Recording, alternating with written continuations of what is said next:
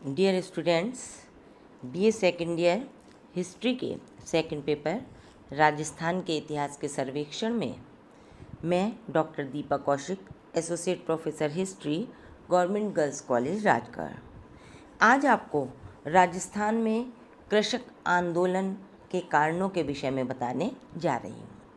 हालांकि राजस्थान में जो कृषक आंदोलन हुआ वो मुख्यतः मेवाड़ का नाम उसमें आता है, जो कि बिजौलिया आंदोलन के नाम से जाना जाता है। तो लेकिन पहले हम यहाँ पर राजस्थान में कृषि भूमि की कृषि संबंधी भूमि की पृष्ठभूमि और कृषि के संबंध में जो टर्म यूज़ होते थे, जैसे खालसा भूमि, जागीरी भूमि, लगान, इनके बारे में बात करेंगे। तो चलिए आगे बढ़ते हैं कि राजस्थान में किसान आंदोलन का उदय मध्यकालीन ढांचे में खोजा जा सकता है। सामाजिक ढांचे के शिखर पर उसमें सबसे ऊपर राजा हुआ करता था और नीचे के पायदान पर सामंत हुआ करते थे। इन दोनों के संबंध अधिकांशतः रक्त संबंध या कुलीय भावना पर आधारित होते थे। जो सामंत होते थे उन्हें राजा की ओर से भूमि प्रदान कर दी जाती थी, वो राजा के लंबे समय से उनकी सेवा में रहे होते थे और बाद में उन्हें जो भूमि दे दी जाती थी सामंतों को या जागीरें दे दी जाती थी, उन पर कृषक लोग कृषि कार्य करा करते थे। तो राजस्थान के राज्यों में स्वामित्व की दृष्टि से भूमि दो प्रकार की थी। एक पहली खालसा भूमि, जो भूमि सीधे शासक के नियंत्रण में होती थी, और दूसरा टर्म था जागीरी भूमि, जो भूमि सामंतों के नियंत्रण में होती थी, वह जागीरी भूमि कहलाती थी। सामंत जो होते थे वो अपने जागीरी क्षेत्र में समस्त कार्यकारिणी, प्रशासनिक, पुलिस और न्यायिक अधिकारों का सर्वोच्च हुआ करता था। अतः कृषकों को उसके अधीन कार्य करते हुए अत्यंत कठिनाई का सामना करना पड़ता था। जहाँ खालसा भूमि के कृषकों को, जो कि सीधे शासक के नियंत्रण में थी, स्थायी व वंशानुगत अधिकार प्राप्त होते थे, वहीं जागीरी किसानों को किसी भी समय भूमि से बेदखल किया जा सकता था। भूमि बंदोबस्त के बाद खालसा व जागीरी भूमि के कृषकों को विभिन्न प्रकार की लाग और बाग देनी पड़ती थी। ये विभिन्न प्रकार की लागतें होती थी जो कि सामंत अपने कृषकों से वसूल किया करते थे। इन लागतों के अतिरिक्त कृषकों को जागीरदार का निःशुल्क काम करना पड़ता था, जिन्हें बेगार कहा जाता था, जिसका उन्हें कोई पारिश्रमिक नहीं मिलता था। जागीरदारों के यहाँ होने वाले विवाह, समारोह, त्यौहार का आर्थिक बोझ भी कृषकों पर पड़ता था। जब उनके यहाँ इस तरह का कोई उत्सव या विवाह हुआ करता था तो कृषक जो थे उन्हें काफ़ी अधिक मात्रा में आर्थिक सहयोग भी देना पड़ता था, और जिसका कोई कहीं गिनती नहीं होती थी।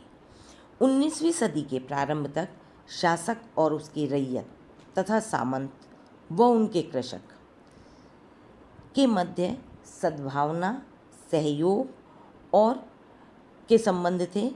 कारण क्या था कि क्योंकि उस समय उन्हें ये लगता था कि ये जो कृषि भूमि है जिस पर कि कृषक अपनी स्वेच्छा से अपना कार्य कर रहे हैं, तो वे इन किसानों को संतुष्ट रखने का प्रयास करा करते थे, क्योंकि राज्य तथा जागीरों की संपन्नता किसानों की संपन्नता पर निर्भर होती थी। और दूसरी बात ये थी कि उस समय में कृषि भूमि की कमी नहीं थी और सामंतों को ये भय बना रहता था कि यदि उनके किसान भूमि छोड़कर चले गए तो उनके राजस्व में भारी कमी आ जाएगी। अतः 19वीं सदी के उत्तरार्ध में सामंत और किसान संबंधों में धीरे धीरे परिवर्तन देखने को मिलता है, कि प्रारंभ में वो किसानों को संतुष्ट रखने का प्रयास करते थे, लेकिन 19वीं सदी के पश्चात 20वीं सदी तक आते आते किसानों की स्थिति जो थी वो पहले की अपेक्षा काफ़ी दयनीय हो गई, उसमें परिवर्तन होने लगा और 20वीं सदी के आरंभ में कृषकों में असंतोष दिन प्रतिदिन बढ़ने लगा। इस असंतोष का बढ़ने का कारण क्या था कि 20वीं सदी के प्रारंभ में अंग्रेज अधिकारियों ने पाश्चात्य सभ्यता के प्रभाव अंग्रेज अधिकारियों और पाश्चात्य सभ्यता के प्रभाव के कारण शासकीय व सामंत वर्ग के रहन सहन में काफ़ी परिवर्तन आ गया था। सामंत पुत्र जो थे वो आधुनिक सुख सुविधाओं का उपभोग करने लगे थे और वो बहुत ऐशो आराम की ज़िंदगी जीने की कल्पना करने लगे थे और इन सब के लिए उन्हें नकद रुपयों की आवश्यकता थी। Doctor MS. जैन कहते हैं कि नई आवश्यकताएं केवल धातु मुद्रा से ही नकद मुद्रा से प्राप्त हो सकती थी।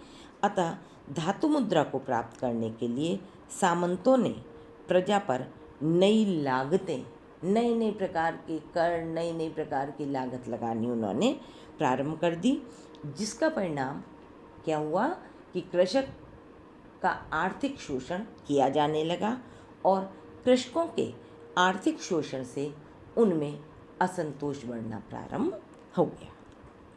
दूसरा पॉइंट जो उनमें असंतोष बढ़ने का था वो था कि जनसंख्या के बड़े भाग का कृषि भूमि पर निर्भर होना। अब कृषि भूमि की मांग व कृषि श्रमिकों की संख्या दिन प्रतिदिन बढ़ती जा रही थी कि श्रमिकों की संख्या बढ़ रही थी और भूमि उस अनुपात में नहीं थी। अतः ये श्रमिक अपेक्षाकृत कम मजदूरी पर भी काम करने के लिए तैयार थे और अधिक दर पर कृषि भूमि प्राप्त करने को भी तत्पर रहते थे। अतः सामंतों को अब कृषकों का भय नहीं रहा और सामंतों की मांग जो थी वो दिन प्रतिदिन बढ़ने लगी। आय के अन्य स्रोत कम होने के कारण श्रमिक लोग जो थे वो किसी भी कीमत पर कार्य करने के लिए तैयार रहते थे। अतः परिस्थिति का लाभ उठाकर उनकी विवशता का, कृषकों की, श्रमिकों की विवशता का, परिस्थिति का लाभ उठाकर सामंत अपनी इच्छा अनुसार उनकी लागतों में वृद्धि कर दिया करते थे। शेखावटी के ठाकुर ने एक बार नई गाड़ी ली तो ये कहा जाता है कि उन्होंने अपनी जागीर के किसानों पर मोटार लाग लगा दिया। मोटार लाग नामक नई लागत लगा देने से पूर्व भी उस क्षेत्र के किसानों पर भूमि कर के अतिरिक्त लगभग 30 प्रकार की लागतें उनसे वसूल की जाती थी। इसी प्रकार 1922 में बिजौलिया किसान पंचायत से ने 74 प्रकार की लागतें जो थी वो कृषकों पर लगा दी थी, जिसका परिणाम ये हुआ कि उन्हें जितनी आमदनी नहीं होती थी या उन्हें अपने पारिश्रमिक का एक बहुत थोड़ा सा भाग अपने लिए बचता था और सारा उन्हें कर के रूप में या लागतों के रूप में सामंतों को दे देना पड़ता था। किसानों के साथ जागीरदारों का व्यवहार भी अमानवीय था। जागीरदार अपने अधिकारों का दुरुपयोग कर किसान और उनके परिवारों को झूठे मामलों में फंसाकर उनसे मार पिटाई करते, उनसे भारी जुर्माना वसूल करते और उनकी स्त्रियों के साथ अभद्र व्यवहार करते। बेगार कराना तो एक आम बात हो गई थी।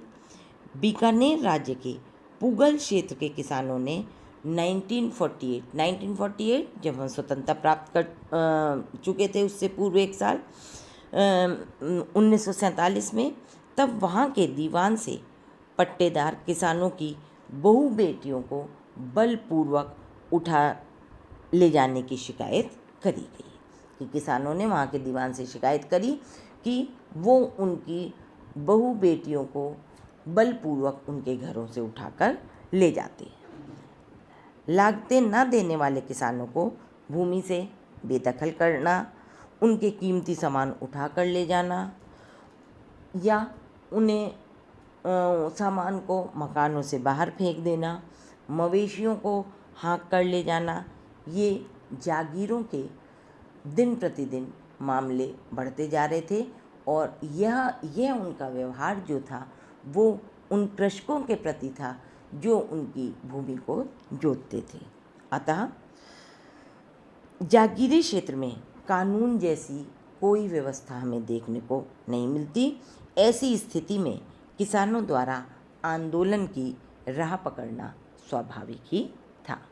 और हम देखेंगे कि आगे चलकर बिजौलिया, राजस्थान के मेवाड़ क्षेत्र में किसानों का बहुत बड़ा आंदोलन हुआ और जो कि बिजौलिया आंदोलन के नाम से जाना गया और जिसका नेतृत्व विजय सिंह पथिक ने किया। और उन्होंने जो किसानों पर ये लागें लगी हुई थी या उनके साथ अमानवीय व्यवहार किए जाते थे, उन सब को दूर करने में शासन के साथ बातचीत करके उन्हें कम करने का प्रयास किया और जिसमें वो काफ़ी हद तक सफल भी रहे। इसके अलावा जो अन्य जनजाति आंदोलन भी राजस्थान में हुआ, जिसका के नेतृत्व गोविंद गुरु और मोतीलाल तेजावत महोदय ने किया, जिन्होंने कि भील और गरासिया जातियां जो थी उन्हें उनके अधिकार दिलाने, उनके साथ जो अमानवीय व्यवहार हो रहा था उन्हें दूर करने में महत्वपूर्ण भूमिका निभाई। और ये सारी चीज़ें विस्तृत रूप में हम अपने नेक्स्ट वीडियोज़ में देखेंगे। Thank you.